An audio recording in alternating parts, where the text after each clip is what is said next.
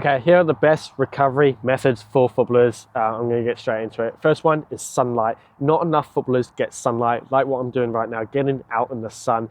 The sun is energy, the sun gives life. If you put like a tarp or a cover over a plant, will it grow? It won't grow. This is the exact same for humans and animals. We need to be out in the sun, otherwise we won't grow, we won't develop into the strong footballer, the strong human we want to be. So sunlight improves athletic performance, improves technical performance, improves your brain performance as well, which is super important for footballers. So get out in the sun. I'm not saying you've got to go get burnt. Build up your tolerance to the sun. Start with the sunrise every single morning, then build up to the midday sun, and then you'll be able to handle it. I don't get burnt. I rarely get burnt anymore because I built up my tolerance to the sun, and I used to be super pale. All right, so get out in the sun. It's best recovery. It help your muscles, it help your joints, your fascia, all that good stuff, all right, and get the blood flowing. So that's number one. Second one is grounding. So grounding is basically barefoot on natural ground, because you are receiving free electrons from the Earth's surface.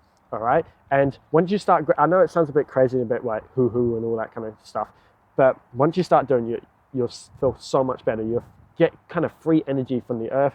You'll feel kind of free, because most people are just trapped in modern day shoes and their toes are like this. This is not how our toes and feet should be. They should be spread out like this.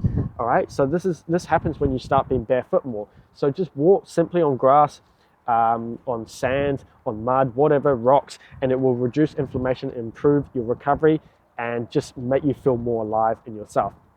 The third one is hot baths. So you can do these, you can pour like some Epsom salts in there as well, but heat basically promotes healing. Stop using ice on your injuries, instead use heat, because heat promotes blood flow and gets like blood to the area, which is what you need. All right, so hot baths are brilliant, and they also sweat out the toxins from your body, because we are getting so many different toxins from today's modern world, from food and chemicals and the air and all that kind of stuff. So we need to get rid of these toxins, and hot baths are perfect for this. All right, and just applying heat in the body. So this is why it's good to be in a warm climate, because you will feel better about yourself. You're getting rid of the toxins, you're getting rid of the crap.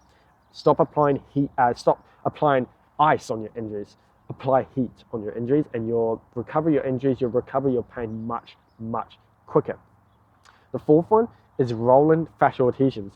You see, a lot of people use foam rollers, which are okay, but the problem with foam rollers is that they don't get deep enough into the fascial tissue. They don't get deep enough into the muscle. So this is why we do myofascial release, aka like fascial adhesion rolling. So we grab a tennis ball or like a spiky ball or a lacrosse ball, and this actually gets deep into the fascial web.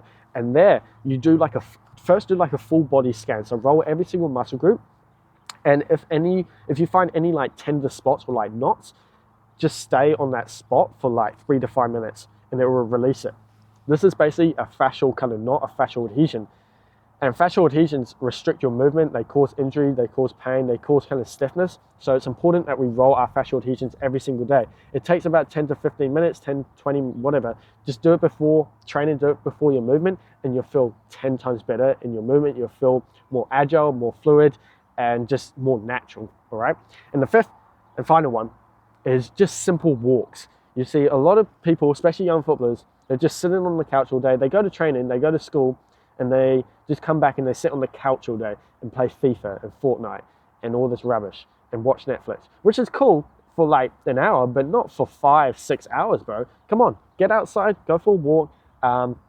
Walking is brilliant. Gets the blood flowing, gets the fascia kind of loosened up as well, gets the joints moving. I always prioritize a walk every single day, like 30 minutes to an hour sometimes. I'm going out in nature.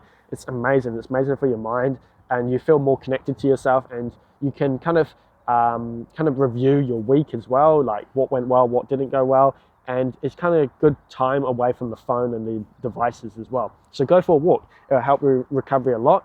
Make sure your recovery is actually active, not just static recovery, all right? But yeah, those were 5 recovery methods. We have way more inside the Natural Footballer Mastery program, so you can just click this link here to watch the free masterclass, and then you can join the Natural Footballer Mastery program. Click this video here for the free masterclass, and I'll see you inside.